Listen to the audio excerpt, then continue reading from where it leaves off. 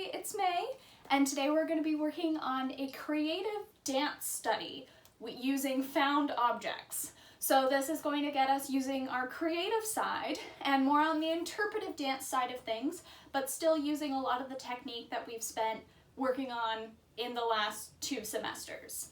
So before we get started, you want to make sure you have enough space around you and that it's safe and clear of objects. So if you put your arms out to the side, spin around in a circle, that'll give you plenty of room to be able to do this task today.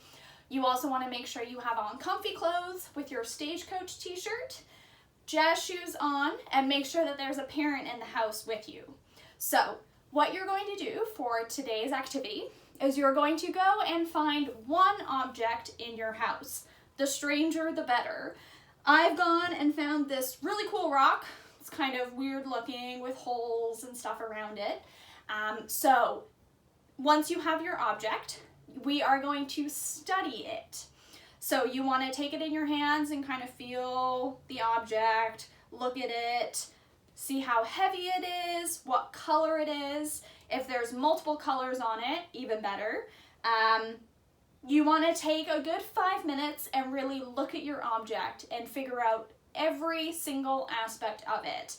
Color, size, shape, weight, cool factors in it, how it would roll if you tried to roll it. If it's too big to pick up, that might be something. Basically, you want to see how it's shaped. And then what you want to do is you want to imagine what it would be like if it could move. So for my object, this big rock, I think it would probably end up rolling a lot or like stumbling along if it could come to life. This is very similar to some of the puppetry work that Logan has done in classes before, but we're taking a dance spin on it. And instead of making the object come to life, you're going to embody the object yourself. So after you've spent about 5 minutes studying the object, its color, size, shape, weight, any cool aspects of it that you can think of, I want you to take another 5 minutes and explore through your body how you might move if you were to become that object. Now this is very, very interpretive, so it doesn't have to be based in any dance technique. It doesn't have to have grapevines or jazz squares or skips or turns. It might have those things if that's how you think that the object might move, but it's very creative and up to you. So you can take on weird shapes, like super weird movements. You can stay really still and only shake on the spot. However you interpret this object is how I want you to move.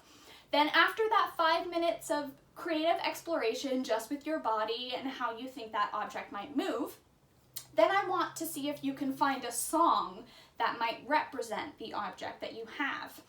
And for this, you might want a parent to help you just to make sure if you have access to any music that they can help you find a song that might work for it.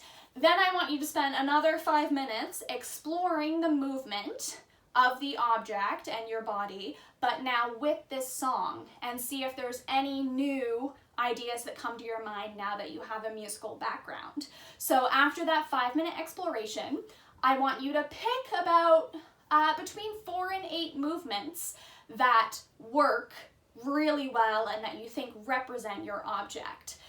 Then explore those 4 to 8 movements about 3 times over and over again to really get it into your body. Then I would like you to take about a 30-second video of you dancing to the song you've chosen as your object of choice. Now don't show me the object at the beginning. What you're going to do is you're going to dance for those 30 seconds with the music. Then you're going to pause and you're going to grab the object and show the object to the camera. Now I'm going to see if I can guess what your object is before you show it to me at the end. And I don't know if I'll be successful, but I'm going to try really hard because the coolest thing about dance is we can represent so many things without speaking, without singing, without doing anything but moving our bodies in really cool shapes, and it becomes even more impressive once we add music and we can start to represent just things like objects but with our bodies, and imagining how anything could come to life out in nature, within your home, if those objects could suddenly come to life and dance to music. So this is very creative and all up to your own interpretation. There's no right or wrong. Everything goes as long as you're being safe in the space around you and as long as you are having fun. So again, 5 minutes to find an object, figure out what it looks like, shape, weight, texture, all of the cool things that you can think of that the object is. Then 5 minutes to explore just on your own with the object, how your body might move if you were to become that object.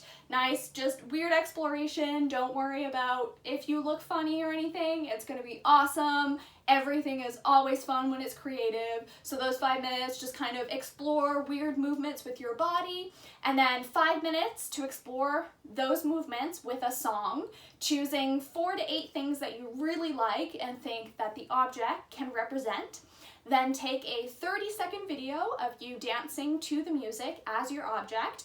And then at the very end of the video, I want you to grab your object and show it to the camera. And then I'm going to see if I could guess what your object was before you showed it to me. Now have the most fun with this exercise. It's going to be super cool to see what you all come up with and just have a great time. Bye everybody!